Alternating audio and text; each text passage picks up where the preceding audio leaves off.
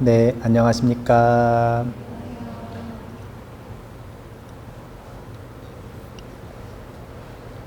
불교학개론 네 번째 시간이죠. 유튜브 기준으로 시작하도록 하겠습니다. 원래 이제 이번 시간에는 역사적 교주론, 역사적 관점에서의 붓다, 인간 붓다에 대한 내용을 한번 공부를 해보기로 했어요. 어떻게 공부할 수 있는지 자료를 먼저 좀 살펴보고, 그리고 팔상성도라고 하는 내용을 통해서 한번 공부를 해보려고 했는데, 지난 시간에 이제 인도불교사를 통해서 어떻게 역사적 붓다에서 초역사적 붓다관으로 넘어가는지에 대한 다양한 이유들이 있지만 그 중에서 표면에 드러난 이벤트를 좀 보여드리려고 했는데 다 못 보여드렸어요. 14와 5사인데 14는 제2결집의 주제였어요. 그로부터 100년 뒤에 제3결집의 주제 5사가 나오는 겁니다. 그러니까 한번 기억을 되짚어 보세요. 14 중에 대표적인 게 소금 문제였잖아요. 소금 문제. 예. 소금 필요한 만큼 멀리 가지 말아라. 그래서 14가 비법이 됐단 말이에요. 그러니까 이거 납득 못 하시는 분들이 대중부를 만들어 가지고 부파가 둘로 나뉘었다, 교단이 둘로 나뉘었다, 이렇게 보시면 되는 거예요. 그리고 나서 그러면은 교단이 그렇게 둘로 나뉘어요. 그럼 한번 생각을 해보세요. 상자부에 있는 분들은 신도들한테 원래 존중받던 분들이에요? 새롭게 존중받아야 되는 분이에요? 대중부로 넘어가신 분들은 물론 혁신적인 생각을 가지고 있는 기존의 장로들도 있을 수도 있겠죠. 하지만 약간 진보 아닙니까? 그래서 젊은 스님들이 좀 많을 거란 말이에요. 그러면 상자부가 더 존중을 받겠어요? 대중부가 더 존중을 받겠어요? 상자부가 더 존중을 받겠죠. 부파불교하고 대승불교 마찬가지인 거예요. 우리가 잘못 생각하면 안 되는 게 대승불교 나왔다고 갑자기 대승불교가 뭐 막 세력이 넓어지고 그런 거 아닙니다. 그러면 똑같은 일이 또 벌어져요. 처음에 보살승 불교라고 했다가 나중에 누구랑 싸우려고 들어요? 설일체 유부 부파불교랑 싸우려고 너희는 소승이고 우리가 대승이다, 이런 논리가 나오기 시작하죠. 14비법을 납득을 못한 대중부 스님들이 100년간 칼을 갈고 닦았습니다. 그래서 오사가 나오는 거예요. 오사. 이 오사는 다른 게 아니에요. 그게 뭐냐면, 오사의 주제는 뭐냐면, 그래, 선배님들, 장로님들, 당신들이 생각하는 아라한은 완벽한 존재가 아니다. 아라한이 가지고 있는 결점, 단점 5가지를 들고 나온 겁니다. 아라한이 어떤 불완전성을 가지고 있는지 5가지 불완전성을 가지고 나온 게 오사예요. 한 가지만 얘기해 볼까요? 이 한 가지가 아주 재밌는데요. 이 한 가지가 아주 재밌는데, 그게 뭐냐면 여소유라고 하는 첫 번째인데, 이제 교재는 굉장히 단순하게 표현했어요. 그냥 아라는 유루신이기에 유혹을 이기지 못하며, 이렇게 되어 있는데, 이게 이제 어떤 내용이냐면 자세하고 아주 재밌는 일화가 있는데요. 어떤 아라한으로 존경받는 장로 스님이 계셨어요. 근데 이 스님이 어느 날 밤에 잠을 자다가 몽정을 한 거예요. 그러면 아라한이 몽정을 했어요. 그러면은 속옷을 이렇게 빨아야 될 거 아니에요? 부끄러우니까 숨겨서 빨까요? 아무 생각 없으니까 그냥 빨까요? 아라한이니까 아무 생각 없으니까 그냥 사람들이 있는 데서 이렇게 빤 거예요. 그러니까 요 젊은 수행자들이 보기에 아라한이고 장로인데 몽정을 했다, 이렇게 해가지고 그게 논란이 된 거예요. 근데 여기에 대해서 상자부에서 설명을 하기는 뭐라고 설명을 하는 거냐면, 몽정을 한 이유가 이 스님이 음욕이 일어났기 때문이 아니라 그 설명이 사실은 좀 약간 유치한데, 이제 이 음을 상징하는 마구니가 밤에 이 밤중에 이 아란에게 접촉을 했기 때문에 몽정을 한 것이다. 이렇게 설명을 했단 말이에요. 그런데 사실은 그런 게 아니라 뭐에 가깝냐면 남성들은 이제 그렇게 몽정을 하는 경우가 두 가지 이유가 있을 수 있어요. 첫 번째는 음욕이라고 하는 것이 발생을 해서 그 음욕으로 인해서 뭐 꿈을 꾼다든지 뭐 이래가지고 몽정을 할 수가 있죠. 두 번째 이유도 있어요. 그게 뭐냐면 남성의 이 성적인 현상이라고 하는 건 음욕과 상관없이 신체를 자극을 하면 그냥 그 단순히 신체 자극에 의해서 몽정이 일어날 수가 있거든요. 그러니까 사실은 뭐 꿈꾸다가 아니 잠자다가 뭐 여성들이 많으시니까 이해를 잘 못하실 수가 있는데 남성들 같은 경우에는 예를 들어서 밤에 물 많이 먹고 자잖아요.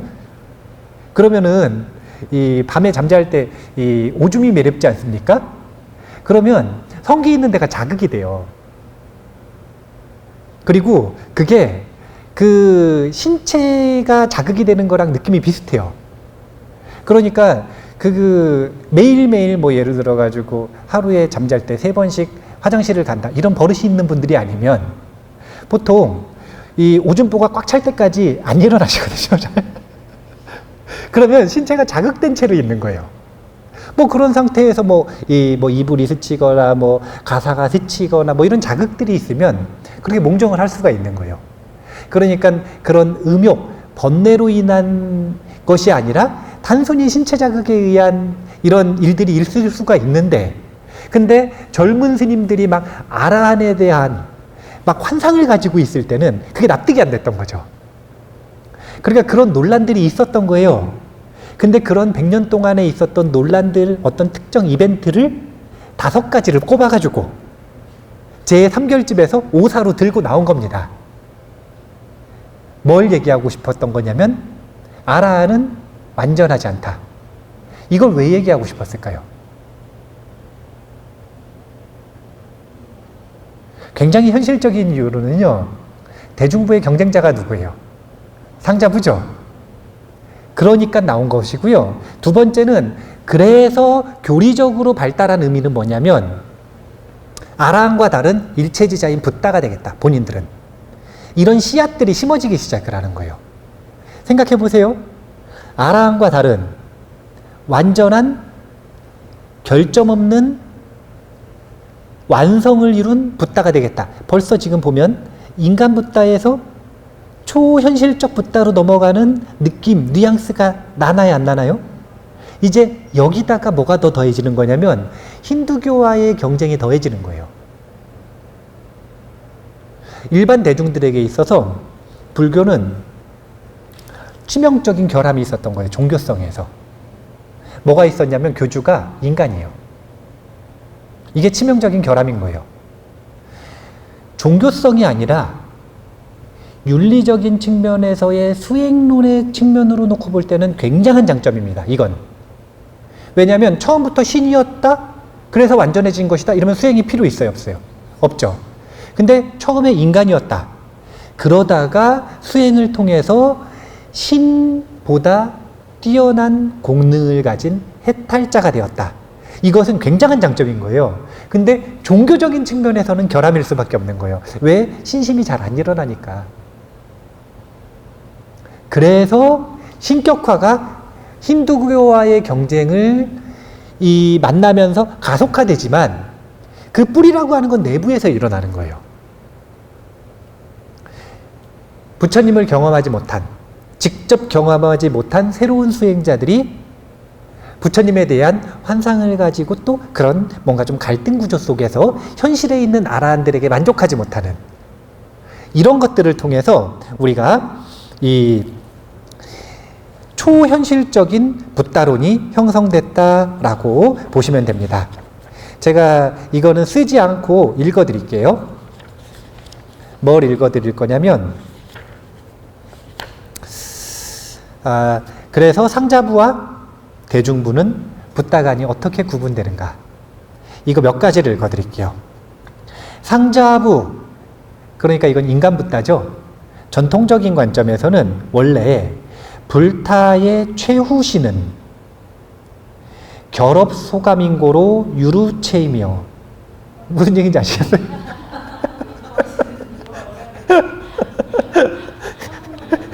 그래가지고 제가 이 교재 쉽게 복사 안 해드리는 거예요. 무슨 뜻이냐면, 이 붓타의 최우신, 이게 뭐냐면 신체 말하는 거예요. 신체. 인간의 신체, 붓다의 색신. 이 색신은 업이 묶여서 생긴 과로서 생긴 결과이기 때문에 유루신, 무루신, 번뇌가 없는 신체가 아니라 번뇌가 있는 신체라는 거예요. 그러니까 원래 전통 초기 불교 상자부 부처님 당시에 부처님의 관점은 부처님의 색신을 절대 무루신으로 보는 게 아니라는 거예요. 결함 있는 몸으로 보는 겁니다. 결함 있는 몸. 이게 원래 상자부의 붓다관, 인간 붓다관이에요. 두 번째, 이것도 진짜 이게 흥미로운 거예요. 대승불교에서는 이런 표현하죠. 부처님의 음성에 대한 표현을 할 때 부처님은 설법을 하시는데 이름, 한 가지 말로써 일체 중생을 제도한다. 그런 표현 하시죠. 근데 뭐라고 표현하시냐면 붓다는 이름으로써 일체의 법을 설하지 못한다. 이게 전통적인 상자부의 인간 붓다에 대한 관점이에요. 그러니까 사실은 우리가 자꾸 대승불교에서 신격화된 부처님에 대한 관점을 계속 사실은 이에 대한 대비되는 정보 없이 세뇌되다시피 받아들이다 보니까 부처님이 신보다 더 뛰어나고 뭐 신처럼 신통력이 있고 완전하고 그래서 한마디 하면 일체 중생 전부 다 제도되고 무슨 뭐 저희 판타지 소설의 통합 언어팩도 아니고 뭐 한마디 말을 하면 아 그랬더니 아 했는데 팔정도를 막 전부 다 깨닫고 팔정도는 이러합니다 했더니 미국 사람은 미국 언어로 번역되고 미얀마 사람은 미얀마 언어로 번역되고 뭐 이런 느낌인 줄 아는데 그런 건 신격과 판타지고 인간 붓다는 그런 느낌이 아니라는 거예요. 물론 언어학적으로 그리고 교육학자로서 굉장히 뛰어난 능력을 범부보다 갖추고 있었던 건 사실이지만 이름으로써 법을 설하는 건 아니다. 세 번째, 불설에도 불요의설이 있다. 이게 무슨 뜻이냐면 상자부에서는 어떻게 생각을 했냐면요. 부처님 84,000경이 있죠. 그것이 전부 다 완전한 깨달음을 담고 있는 가르침인가? 아니라는 거예요. 그 중에서 팔정도라고 하는 전법륜을 제외한 나머지는 사실은 조금 불필요한 가르침이다. 그러니까 불필요하다라는 게 누구에게나 해당되는 깨달음으로 이르는 가르침은 아니라는 거예요. 그냥 그때 그 상황에서 그 사람에게 필요했단 말이지. 근데 대승불교에는 부처님의 모든 설법은 요의설이다. 불필요한 말은 단 한마디도 없다. 이렇게 생각하기 시작하는 거예요. 그러니까 지금 완전성을 자꾸 강조하려고 노력을 하죠. 세 번째, 이것도 재밌어요. 불타는 일시에 한순간에 일체지를 갖출 수는 없다. 불타는 일체지가 있지만 그 일체지를 한순간에 갑자기 활용하고 일체지가 갑자기 나오는 건 아니라는 거예요. 그러니까 쉽게 얘기하면 그런 거죠. 자, 누가 부처님한테 질문을 했어요. 그러면 정보가 없는 정보예요, 부처님한테. 그러면 곧바로 딱 하니까 검색해가지고 인터넷에서 찾아서 곧바로 정보가 딱 이렇게 나오는 게 아니라 약간 생각하실 시간이 필요하다는 거예요, 안 필요하다는 거예요? 약간 생각할 시간이 필요했다는 거예요. 그런데 그런 걸 불완전성으로 보는 사람들은 무슨 구글 연결 서버 인격화 시켜가지고 검색하면 0.00001초 상간에 인간의 모든 정보가 검색이 되는 것처럼 그렇게 모든 정보가 탁 튀어나오는 줄 알지만 그렇지 않다는 거예요. 그리고 다섯 번째가 이게 중요한 거예요. 불타와 이승. 여기서 말하는 이승은 누구냐면 성문 아라한과 벽지불입니다.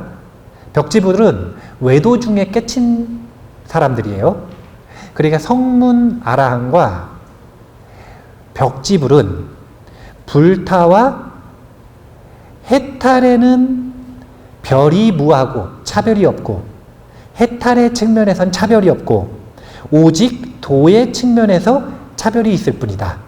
그러니까 해탈의 측면에선 차별이 있다는 거예요, 없다는 거예요? 없다는 거죠. 근데 대중부에서는 아까 그 오사를 끌고 나오는 것을 근본으로 해서 아라한과 부처님과의 차별을 구체화시키는 교리들을 만들기 시작한 거예요. 이런 식으로 우리가 이 오사를 놓고 보면 오사가 뭘 의미하는 거냐면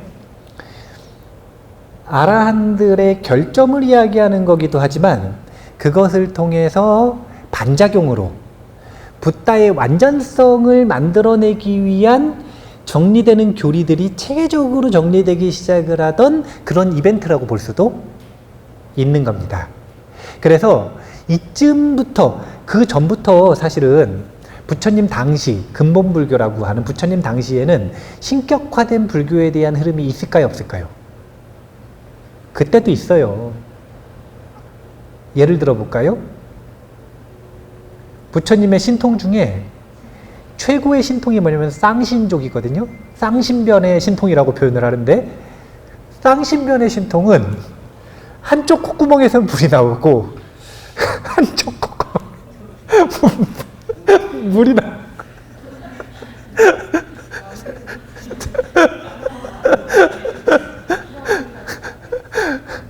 한쪽 콧구멍에서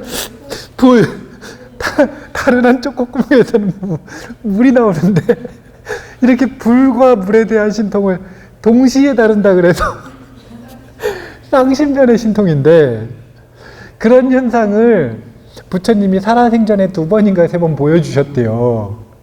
근데 그런 모습 자체가 이미 인간 붓다예요, 신격화된 붓다. 쌍신변의 신통을 보이신 다음에 허공에 계단이 있는 것처럼 선상으로 올라가셨대. 이런 것 자체가, 그거 자체가 현실이 아니라는 게 아니에요. 현실이 아니라고 하는 게 아니라 그런 현상이 직접 있었다고 하더라도 묘사되는 거하고 똑같진 않았을 거고, 이건 무슨 얘기냐면 보는 사람들이 보면서 나름대로 과장이 되잖아요. 자기 나름대로. 그리고 또 그런 것들이 강조되기 시작을 하잖아요.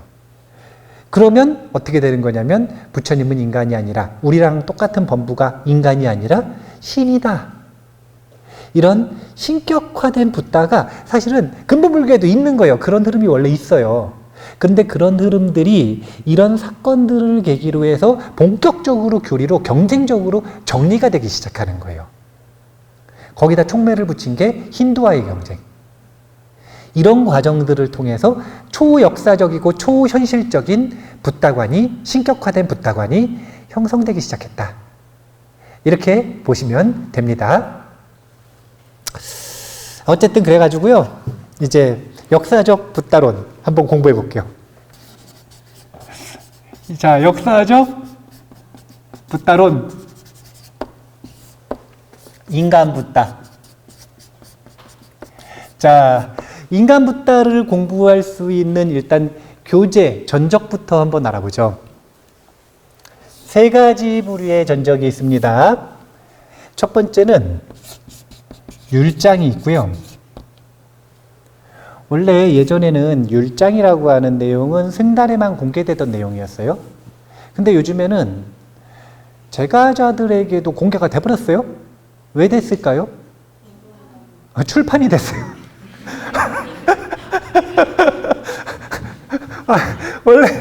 원래는 이게 율장을 제가자들이 공부할 이유가 없거든요. 왜냐하면 율장이라고 하는 건 비구 250개, 비구니 348개, 그 계목의 인연담, 그리고 그 계목을 어겼을 때 이제 어떻게 처리하는지 마치 판례처럼 그런 내용들이 있고 교단 운영에 대한 규칙들이 있는 거거든요. 제가자들하고 상관 있는 게 있어요, 없어요? 없죠. 그래서 율장을 제과자들이 공부할 이유가 사실은 전혀 없어요. 왜냐하면 율장을 공부해가지고 사실은 거의 도움이 안 돼요. 아는 게 병이라고 본인들하고 상관없으면서 괜히 비판만 하게 되는 거예요. 모를 땐 전혀 상관이 없었는데 알면 눈에 걸리는 거죠. 전혀 사실은 불교 공부하는 거하고 상관이 없어요. 그런데 이 율장 중에서도 인간 붓다를 표현하는 극초반의 내용이 있어요. 그러니까 여기 보면은 역사적이라고 했잖아요. 그러면 붓다론을 역사적으로 공부할 거면 뭐가 있어야 돼요? 역사서가 있어야지. 역사서가 있어야 역사적 붓다론을 공부할 수 있는 거 아닙니까? 그럼 그 역사서가 뭐냐 이거예요. 직접적인 역사서는 없어요. 사실은 인도 불교에. 그러면 간접적인 역사서로서 가장 직접적인 게 바로 율장 대품이에요. 이 율장 대품에는 교단의 역사, 석가모니 부처님의 역사의 어떤 부분을 표현하냐면 성불 이후부터의 삶을 가장 직접적이고 솔직하게 표현하는 게 율장이라고 보시면 돼요. 여기에는 신격화도 없고요. 여기에는 무슨 뭐 잘못한 걸 잘했다 이런 말도 없어요. 잘못한 건 잘못한 거 그대로 신격화 없이 아주 담백하게 율장 대품에 그런 내용이 들어가 있다. 그래서 사실은 가장 직접적이고 조미료 없는 교단사다. 이렇게 보시면 됩니다. 그 다음에 초기경전. 초기경전은 사아함과 오부 니까야. 중국 문화권에서 공부하고 싶으실 때는 사암, 빨리 문화권에서는 오부 니까야. 이 두 가지가 언어만 다른 게 아니에요. 오부 니까야. 사실은 아함이 니까야의 번역본은 아니에요. 이거 서로 지금 결집된 게 요것에 원본이 있을 거 아닙니까?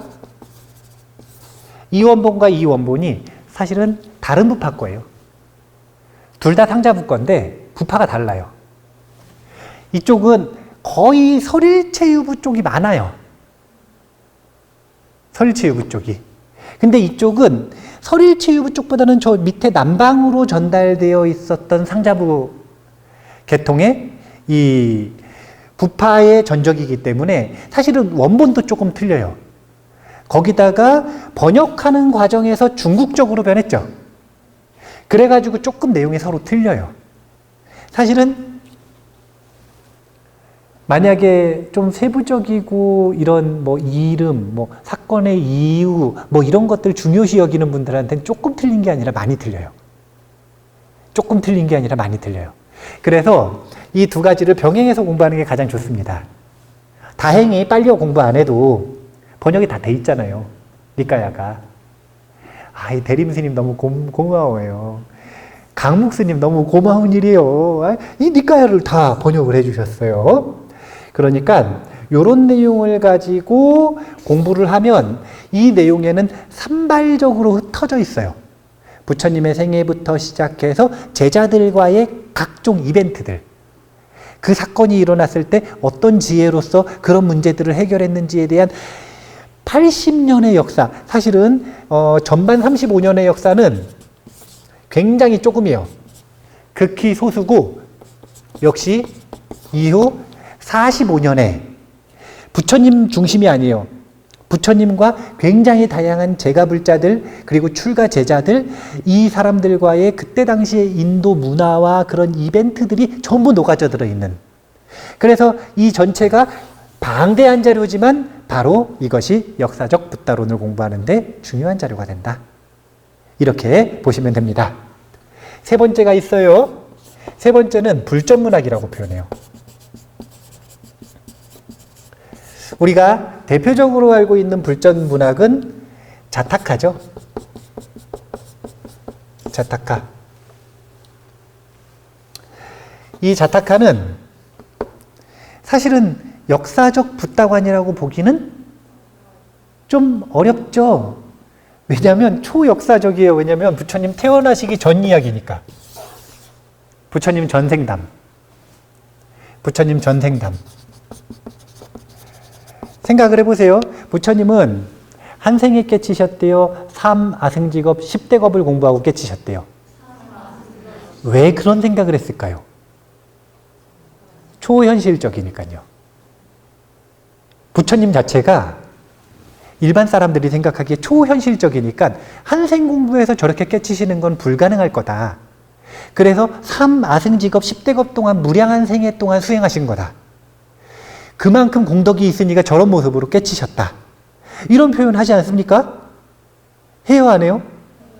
그러니까 그 내용들이 그 당시에 인도 그리스 문화잖아요. 인도 그리스 문화니까 저기 그리스에 가면은 무슨 우화가 있어요? 무슨 우화? 이솝우화. 이솝우화. 그러니까 보면은 그 이솝우화의 내용들이 거기서 단독으로 있는 게 아니라 인도의 신화로서도 다 있는 문학, 그런 걸 뭐라 그래? 플랫폼이, 문학에, 있어요. 그런 명칭이 있는데, 제가 작가 수업을 정확히 안 들어가지고 모르겠어요. 근데 다 있는 이야기들이에요, 사실은. 그 있는 이야기들, 민간의 사람들에게 아주 재밌게 받아들여지는 이야기들 있죠. 그 이야기들을 바탕으로 해서 뭘 한 거냐면, 그 속에서 주인공을 뽑고, 이 주인공이 아주 비상신적이고 초현실적으로 수행하는 모습을 보여준 거예요. 이런 교훈을 담고 있는 게 자타카라고 하는 형식으로 편집이 된 거예요. 이솝우화랑 왜 겹치느냐? 인도 그리스 문화에서 공유되고 있던 이야기에 그걸 뭐라 그러더라. 뭐 그런 거예요. 그런 틀을 가지고 있어요. 그래서 사실은 불정문학에서 자타카가 대표적인데, 그래서 불정문학이 역사적 붓다간이라고 이야기하기는 어렵지만, 근데 여기에 보면 이제 불소행참부터 시작해서 부처님의 생애를 다루는 게 있어요. 부처님의 생애를 어떤 식으로 다루는 거냐면, 경전 속에서 나오는 부처님의 생애는 누가 말씀하셨냐면 부처님 본인이 말씀하셨어. 왜? 물어보니까. 그래서 본인이 얘기하실 때는 약간 조금 이렇게 조미료가 들어가야 안 들어가요? 담백하게 얘기하시겠죠? 그런데 담백하게 얘기하셨음에도 불구하고 인도에 있던 사람들이 보기에는 굉장히 영웅적이에요? 아니에요. 굉장히 영웅적이잖아요. 그러니까 막 찬미하고 막 시로 아름답게 만들고 막 이런 노래 가사로 만들고 뭐 이런 게 생길까요? 안 생길까요? 그런 것들을 쭉 모아놓은 것도 불전문학의 한 부류라고 보시면 돼요. 그래서 이런 부류를 참고해가지고도 공부를 할 수가 있다. 그러면 이런 전적을 가지고 역사적 붓다관을 공부를 하는데, 지금 벌써 보면은 공부해야 될 게 많아요, 적어요. 이거 다 하실 거예요? 다 하실 거예요? 시간 많이 내세요. 이제 시간이 없으신 분들은 추천하는 방법이 있어요. 그게 뭐냐면 중심서적을 놓고 그 중심서적에서 가지를 치면서 뻗어나가면서 공부하는 방법이에요. 자, 오부 니까야의 가장 핵심적인 내용들을 추려가지고 만든 경전이 뭘까요? 그게 바로 법구경입니다. 이 법구경은 원래 개성만 있어요.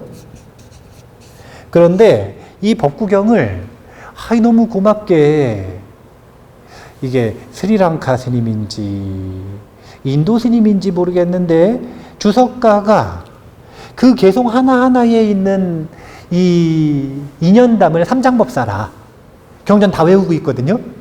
그러니까 이 내용은 어떤 니까에 나오는 거다, 이 내용은 어떤 니까에 나오는 거다, 이 내용은 어떤 니까에 나오는 거다. 삼장법사니까 가능한 거예요.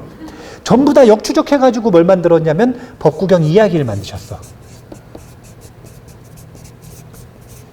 그러면 이 법구경 이야기를 만드실 때 이 개성은 어디서 나오는 거다 라고 이야기를 해놓고 정확히 어떤 니까야 속에서 나오는지 적으셨겠어요? 안 적으셨겠어요?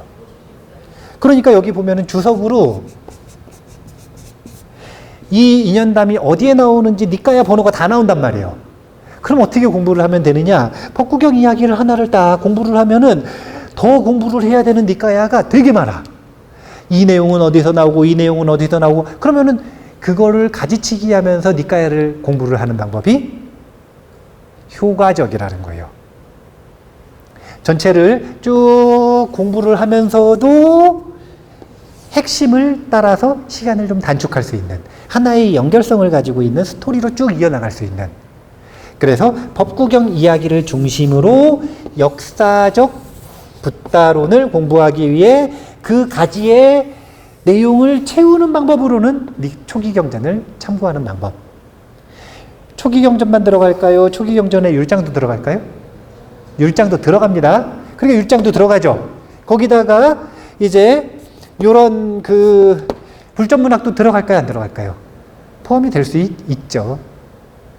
왜냐면 여기서만 가지를 쳐요. 니까야 속에서, 아함 속에서 또 가지를 쳐요.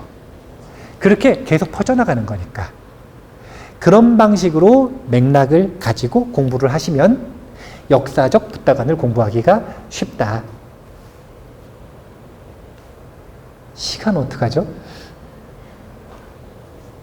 시간이 거의 다 됐어요. 그런데 그래서 이 역사적 붓다관의 이런 자료들을 가지고 공부를 하는데, 그렇게 공부하신 분들이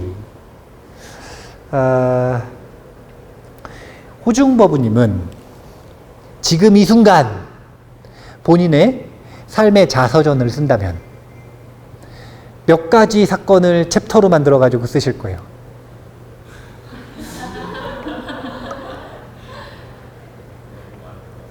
예? 너무 많다고요? 아직 몇 년 안 살았는데 뭘 많아요.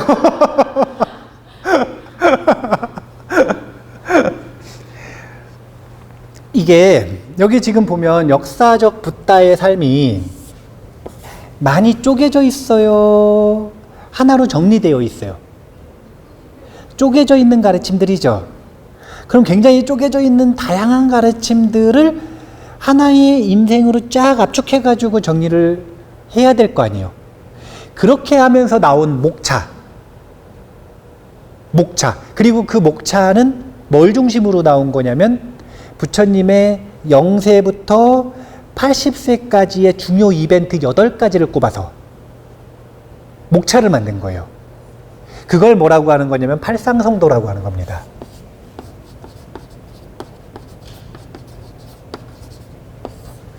이 팔상성도는 인간 붓다의 삶의 모습이라고 보시면 되는 거예요.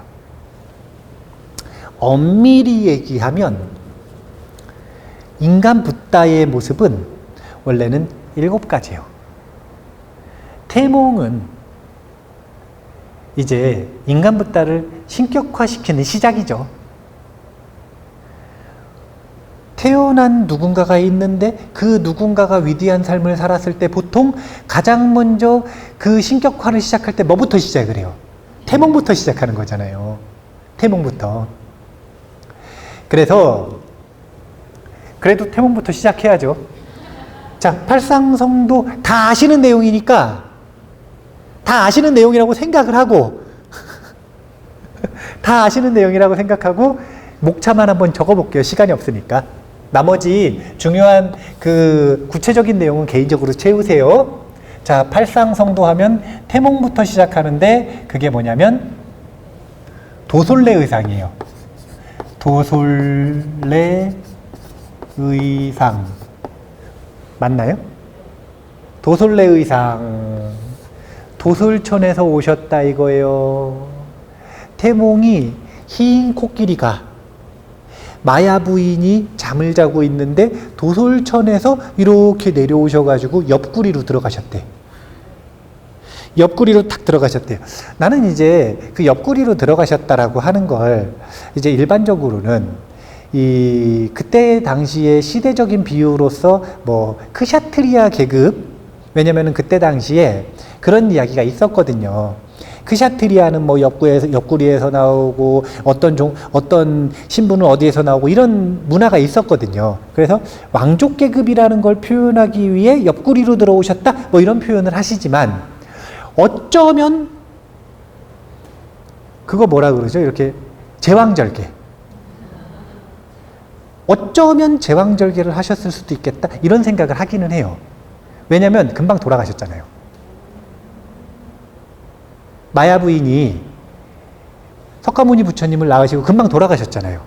그때 당시에 지금처럼 제왕절개 기술이 발달하지 않았기 때문에 아이가 난산이면 배를 갈랐을 수 있거든요. 그러면은 그것의 후유증으로 일찍 돌아가셨을 수도 있어요. 어쩌면 그런 생각을 해봐요. 그런데 이제 일반적으로는 크샤트리아 계급이라는 걸 표현을 하고 있고 어디서 오셨냐면 도솔천에서 오셨다 이런 표현을 하잖아요. 도솔천에 뭐가 있냐면 내원궁이 있는데 이 내원궁에는 일생보처가 사는 거예요. 일생보처라고 하는 건 보살 수행을 하는데 삶, 아승직업, 10대겁을 수행을 하고 한 번만 더 인간으로 태어나면 성불하실 분을 일생보처라고 하는 거예요. 그러니까 부처님이 되기 직전의 보살, 그 보살님이 흰 코끼리의 모습으로 태몽으로 나타나셔서 옆구리로 들어가는 모습을 보였다. 이런 태몽. 이것이 도솔래 의상입니다. 그 다음에 태몽이 있으면 이제 어떻게 하셔야 돼요? 태어나셔야지. 제가 항상 이야기하지 않습니까? 인생의 가장 중요한 이벤트 둘은 태어남과 죽음이다. 그러면 비람강생상이라고 합니다. 비람강생상. 룸비니에서 태어나셨다 이거예요. 룸비니 동산에서 태어나셨다. 룸비니 동산에서 태어나셨다. 자, 그러면 끝에 가면은 돌아가시는 모습.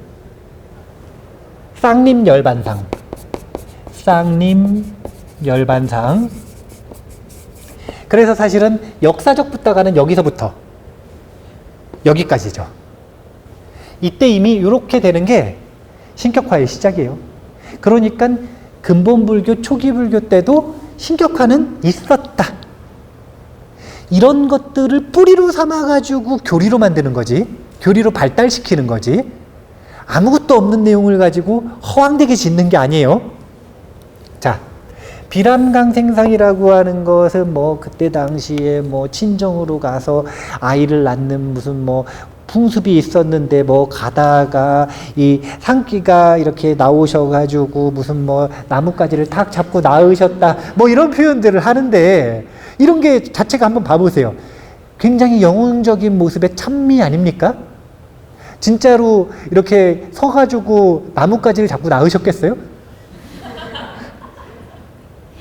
이 정도로 튼튼한 산모면 일주일 안에 빨리 돌아가실 이유가 있어요, 없어요? 없죠. 역사적인 부다간하고 지금 불전문학이 약간 조금 다른 거란 말이에요, 지금. 이미 지금 보면. 자, 비람강생상 다음이 뭐예요? 아, 벌써 지금 다 컸어요, 이제. 사문유관상. 이 사문유관상이 중요한 이유는 뭐냐면 이게 바로 출가 동기 발심이 되는 겁니다. 아주 극적으로 표현한 거예요. 카필라성이 있는데 그 카필라성에 동문, 서문, 남문, 북문이 있었다는 거예요. 근데 요 사문을 마치 그 부처님의 생애에서는 하루 동안 뭐 이쪽은 갔더니 이 노병사를 보셨다고 하니까 늙은 사람이 있었고 이쪽 문을 갔더니 병든 사람이 있었고 이쪽 문을 갔더니 죽은 시체가 있었다. 뭐 그걸 막 하루나 막 짧은 기간 동안 본 것처럼 그렇게 이야기를 하지만 그 기간이 바로 태어나시고 나서 이 사건이 있기까지의 기간인 거예요. 이동안 카필라성에서 사시면서 이런 다양한 모습들을 목격하셨다는 거예요. 뭘 목격을 했냐면 노, 병, 사. 그리고 그 노병사를 목격한 이후에 엄청난 공포와 문제의식을 가지고 있었던 거예요. 나도 저렇게 늙는다는 것에 대한 공포. 내가 저렇게 병든다는 것에 대한 공포. 내가 죽을 수밖에 없다라는 공포.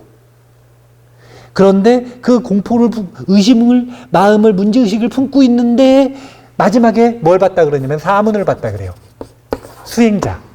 그리고 그 수행자의 모습을 딱 보자마자 내가 카필라 성에서 배우고 노력하는 것을 통해서는 생로병사를 극복할 수 없고 저 수행자처럼 나아갈 때 생로병사를 극복할 수 있지 않을까라고 하는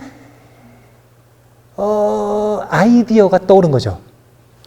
급격한 발심이 아니라 아이디어가 떠오른 거예요. 그래서 그 아이디어가, 그 결심이 이어지는데 10년 이상이 걸리는 거예요.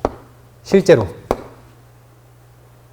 그 다음 뭐가 나오는 거냐면 유성출가상. 이 출가가 얼마나 어려웠는지 성을 뛰어넘는 것으로 묘사를 한 거예요. 아니 무슨 말이 성을 뛰어넘어. 아니 무슨 말이 성을 뛰어넘습니까? 말이 무슨 무공의 고수입니까? 성을 어떻게 뛰어넘어요? 심리를 표현하는 거예요. 얼마나 출가하기가 어려웠는지. 부처님도 일생보초라고 불리는 보살도 얼마나 출가하기가 어려웠는지 그 심리를 보여주는 겁니다. 본인도 어려웠고 주변 사람들의 반대도 심했고 인간 붓다를 인간적으로 생각을 해봐야 된다니까요. 인간 붓다가 얼마나 이런 얘기하면 또 신성모독일 수 있지만 한 면을 놓고 보면 얼마나 쾌락을 즐긴 사람인지 알 수가 없어요. 성이 3개였다잖아요. 성이 3개였다잖아요. 성이 있다는 건 성마다 부인이 있다는 거예요, 없다는 거예요? 성마다 부인이 있다는 거예요. 거기다가 출가 못하도록 부친이 그 나라, 그 옆나라 최고미인들, 무의들 전부 다 데려다가 밤마다 파티를 열어주는 거예요. 생각해 보세요. 건강한 남자가 맨날 최고 무인들, 무희들과 파티를 하는데 쾌락을 즐기겠어요, 안 즐기겠어요? 얼마나 똑똑하냐면 아이를 하나도 안 낳았어.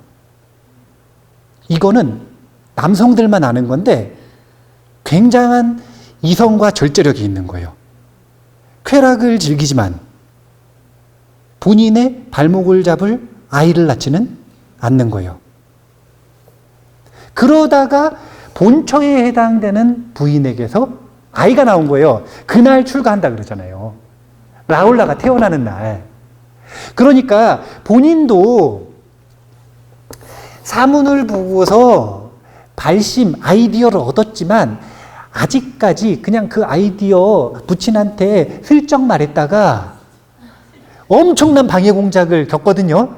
그러니까 그 마음이 희미해졌다 올라갔다 희미해졌다 올라갔다 막 이런 과정을 오랫동안 겪는 겁니다. 그 과정 속에서 쾌락도 즐기고 배움도 계속 이어가고 공부도 하기도 하고 뭐도 하고 막 다양한 이 방법을 찾는 거죠. 그러다가 라울라가 태어나는 날 이제 이 나라니면 나는 완전히 묶이는 것이다 라고 생각을 해서 출가를 하시는 거예요. 라울라의 얼굴을 마지막으로 보고. 물론 제가 아까 얘기했죠. 아함과 니까야는 그 내용이 좀 다르다 그랬나요? 안 다르다 그랬나요? 대표적으로 예를 하나만 들어볼까요? 아함 속에서는 라훌라, 장애라고 표현을 하거든요. 직역으로. 그러니까 그냥 단순하게 번역을 하면 원래는 태양을 가리는 그 월식, 달을 가리는 거구나. 월식. 원래는 월식이에요. 월식. 그래서 장애예요. 근데 석가모니 부처님, 아직 석가모니 부처님 안 되셨구나. 고타마 시탈타라고 하는 아버지가 태어난 아들에게 너의 이름은 장애다. 월식이다. 이렇게 이름을 지어줬다라고 아함경에선 자꾸 그렇게 얘기를 하는데 그게 아니라 아이가 태어나는 것을 보고 마음속에서 결박되는 번뇌가 일어났을까요? 안 일어났을까요? 그래서 홀로 탄식을 하기를, 이제 정말로 이 아이가 태어났는데 내가 출가를 하지 못하면 월식 장애가 되겠구나 라고 하는 혼잣말의 탄식을 듣고 그 부친이 진짜 월식이 되면 좋겠어서 라울라라고 이름을 붙인 거다 라고 니까야 속에선 이야기를 해요. 아니, 고타마 시탈타 태자를 얼마나 비상식적인 사람으로 보는 겁니까? 놔두고 가야 되는 아들 이름을 장애.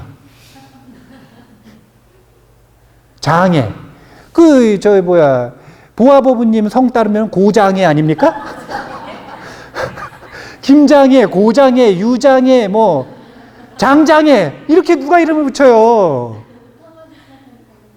그렇죠. 고타마 시타르타니까. 누가 그렇게 이름을 붙여요? 그렇게 비상식적으로 이름을 붙인 건 그 아들에 대한 집착을 가지고 있는 부친의 희망을 담은 이름이다 라고 설명을 하는 게 니까야 속의 설명이에요. 뉘앙스가 좀 많이 다르죠? 예. 그러니까 서로 같이 보셔야 돼요. 유성 출가상, 그래가지고 성 넘어서 출가했다. 성을 넘었다라는 게 무슨 공중부양한 거 아니에요? 아직 신통력도 없으셔. 아직 그냥 29살짜리 청년이라. 그냥 아직 그래요. 유성 출가상. 그렇게 해서 출가했으면 뭘 해야 돼요? 수행을 하는 게 뭐예요? 설산수도상. 이제 수행을 하는 과정을 보면 설산수도상, 갑자기 설산 들어가가지고 수도하는 게 아니라 제일 먼저 뭘 하냐면 선정을 먼저 닦아요. 그 당시에 선정주의가 있었거든요. 선정, 마음의 집중을 통해서 지복을 구하는 수행자들의 문화가 있었어요. 그래서 제일 유명한 스승 두 분한테 가가지고 무색계 선정의 끝까지 이르는데 한 스승당 일주일 이렇게밖에 안 걸렸대요. 천재죠, 천재. 왜 그렇게 수행이 잘 됐을까요? 이제 사람들은 그래가지고 도솔레 의상을 찾는 거예요. 그런데 그거보다는 본래 가지고 있는 자질도 있고 이미 이때 외학을 마스터했어요. 태자 수업을 받는데 이미 천재였다 그래요. 그 당시 유명했었던 가장 유명한 스승들을 과외 선생으로 불러서 전부 다 공부를 하는데 그 스승들을 뛰어넘는데 얼마 걸리지 않았다 그래요.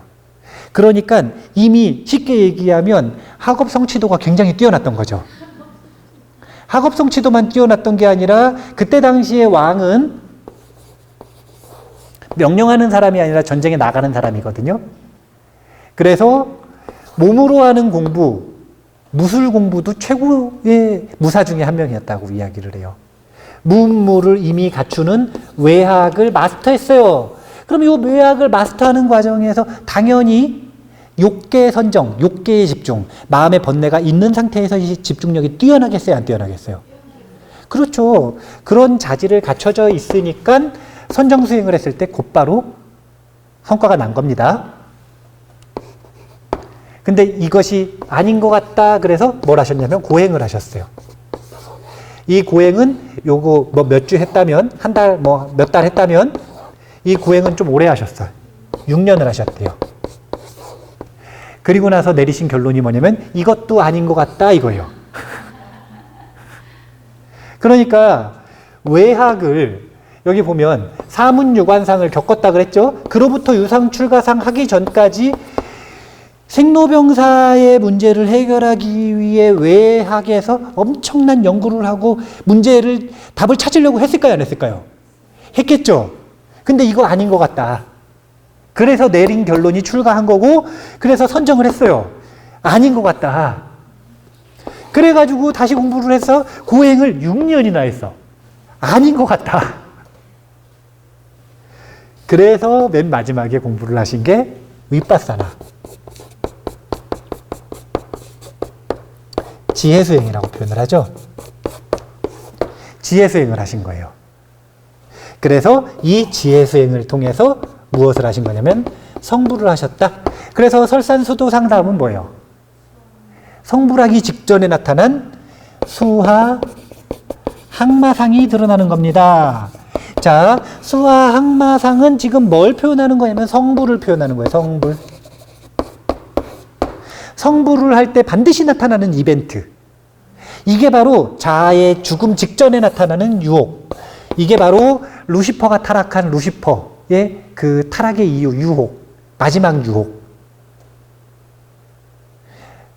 천사가 타락했잖아요. 대천사가. 그 타락할 때 맨 마지막에 나타난 유혹. 그것을 수하항마상으로 표현을 하고 이 수하항마상을 극복했기 때문에 성불을 하신 거예요. 그래서 성불 이후에는 뭐가 나오는 거냐면 그렇죠. 노원전법상이 나오는 겁니다. 그래서 그 이후에 45년간 삶을 사시고 쌍님 열반상이 드러나는 겁니다. 이게 부처님 삶 80년의 요약이에요. 자, 그러면 전반전과 후반전으로 나눌 수 있는데 수하항마상 여기까지가 전반전이네요. 전반전 몇 년이냐면 35년. 나머지 노건전법상부터 쌍님 열반상까지는 후반전 45년. 그러니까 이게 좀 이상한 거라니까. 이 비율이 안 맞아요. 왜 비율이 안 맞는 줄 아세요? 이때는 이벤트를 만약에 꼽으려면 너무 많아. 너무너무 많은 사건이 있는 거예요. 그래서 꼽을 수가 없으니까 그냥 전법용 굴리시고 돌아가셨다. 전법용 굴리시고 돌아가셨다. 이렇게 45년을 요약을 한 거예요. 그러니까 보면은 율장대품이 중요한 이유는 이때부터의 내용이 율장대품에 아주 자세하게 극초기의 모습들이 잘 묘사가 되어 있는 겁니다. 이때부터의 내용들이. 그래서 이런 삶을 사셨는데 이제 이런 삶을 사신 내용을 우리가 이제 공부를 할 때 요때 두 가지는 묶어가지고 탄신이라고 할 수 있죠. 태어나셨다. 사문유관상부터 유성출가상까지는 묶어서 출가라고 할 수 있죠. 자, 태어나셔서 출가하셨다. 그 다음에 설산수도상부터 수하항마상까지는 성불이라고 할 수 있죠. 성도하셨다. 그래서 태어나셔서 출가하셔서 성도하셨다. 그 다음에 노건전법상부터 쌍님 열반상까지는 묶어서 그냥 열반이라고 할 수 있어요. 그러면 요약하면 이런 내용이죠. 태어나셨다. 그래서 출가하셨다. 그래서 성도하시고 이후에 설법하시다가 열반하셨다. 이 네 가지가 4대 제일, 4대 명절로 1년 중에 절에서 수행하는 날로 손에 꼽히는 겁니다. 자, 불교에 있는 제일 중요한 날은 석가탄신일. 이때가 왜 중요하죠? 연등을 다니까. 연등을 다니까. 한국 불교에서는 이때 1년 재정이 충당이 된단 말이에요. 그러니까 이게 중요한 거예요. 탄신일. 그런데 사실은 원래 의미적으로 볼 때는 아니 이때가 무슨 석가탄신일이에요. 이때는 고타마 탄신일이지. 이때 석가모니 부처님 아니잖아요. 석가탄신일은 언제냐면 성불하신 날. 성도제일이 사실은 원래는 석가탄신일이에요. 이때는 보살탄신일. 그러니까 이런 문제의식도 가지고 있었던 거예요, 사실은. 역사적 붓다관을 정리하고 내용을 공부를 할 때 석가모니 부처님이라고 부르고 세존이라고 부를 만한 때는 사실은 설산소도상 수하항마상 이후에 이때부터 부처님이라고 부르지 이때는 뭐라고 부를 거냐 이거예요. 제자들 입장에서 고타마라고 부를 거예요? 처음에 그랬대요. 처음에 그랬대요. 그러니까 녹엄전법상 첫 장면을 보십시오. 뭐라 그러냐면 석가모니 부처님이 오시는데 오비구가 고타마요 이렇게 부릅니다. 사문 고타마요 이렇게 불러요. 사문 고타마요 이게 무슨 뜻이냐면 제가 유씨거든요. 유씨 중이요 이렇게 부르는 거예요. 유씨 스님 이렇게 부르는 거예요. 그러면 부처님이 된 다음에 부르는 명칭으로서 격이 맞아요, 안 맞아요? 안 맞죠. 그러니까 석가모니 부처님이 호칭을 딱 바꿔주시는 거예요. 나를 고타마라고 부르지 말아라. 지금부터는 세존이라고 부르라. 본인이 일체지자 붓다가 됐다라고 하는 것을 선언하신 거죠. 그때부터 명칭이 바뀐 겁니다. 후반전부터. 그럼 전반전에 있는 이 인물을 뭐라고 부를 것인가 이것에 대한 고민이 많았던 거예요. 그리고 그래서 나온 것이 보살이라고 하는, 사실은 원래는 이제 보살은 산스크리트어니까 보디사타라고 하는 빨리어 보디사타라고 하는 이 명칭이 등장을 하고 보살 사상의 씨앗이 되는 겁니다. 이때가. 그래서 원래 이때는 보디사타 탄신일 그리고 석가탄신일은 원래 이날이에요. 중요한 거예요. 석가탄신일이 원래 성도제일이 아주 중요한 겁니다. 원래는 연등도 이날 달아야 됩니다. 연등도. 그런데 이제 개인의 주장을 펴고 싶지는 않습니다. 저는 항상 이 굳어진 관념들과 싸우지 않기 때문에 인정합니다. 근데 이제 의미적으로는 그렇지만 문화적으로 이때가 석가탄신일이다. 중요한 날이다. 그런데 대신 우리가 잊지 말아야 되는 건 이날도 중요한 날이다. 자, 그러면 출가제일은 왜 중요할까요? 이때도 명칭이 전반전에서 변한 거예요. 이때가 1쿼터, 이때부터 이때까지가 2쿼터. 이때는 신분이 뭐냐면 태자. 이때는 이제 수행자가 되는 거예요. 태자에서 수행자로, 수행자에서 세존으로. 그리고 마지막 열반제일이 나오는 겁니다.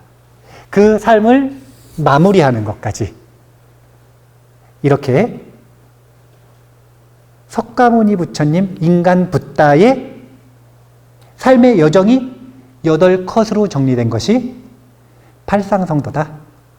이렇게 보시면 돼요.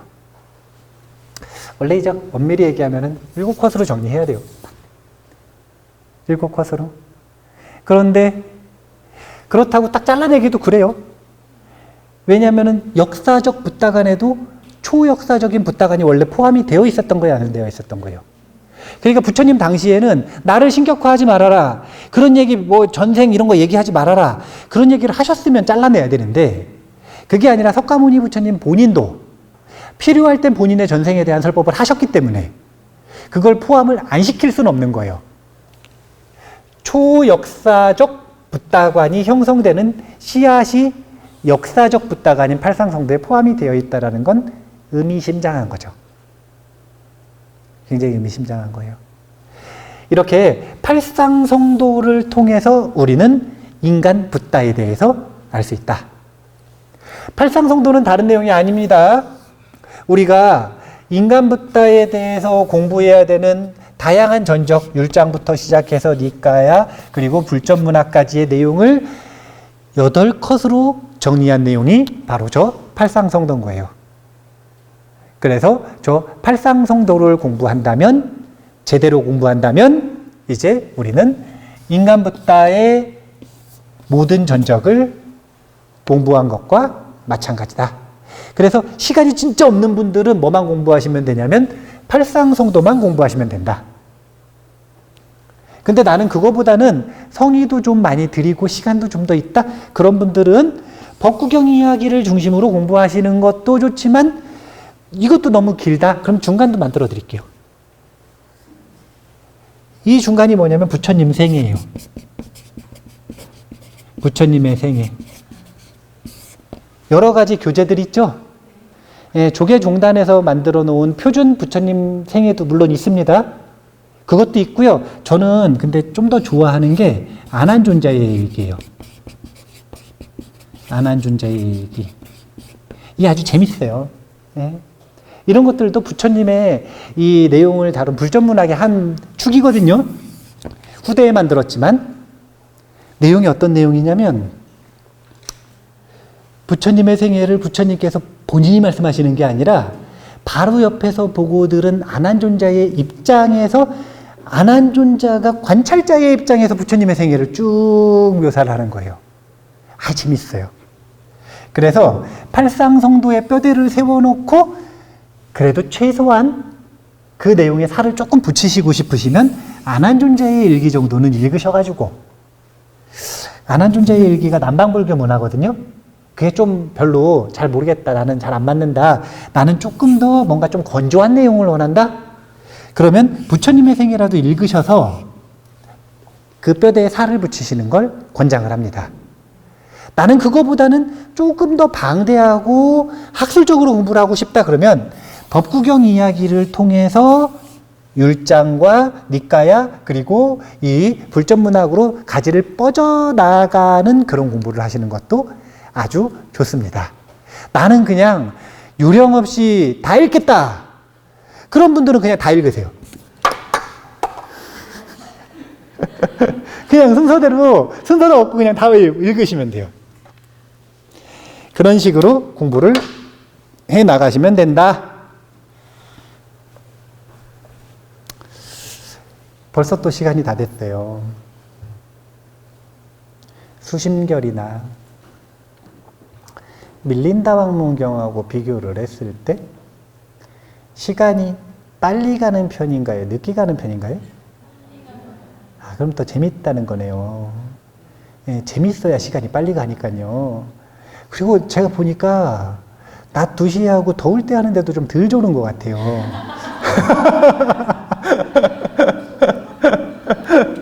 아, 예, 뭐, 어쨌든, 지금 이제 우리가 이렇게 공부하는 내용들을 보시면 눈치를 채실 분들은 눈치를 채시겠지만, 이게 불교학 개론이에요.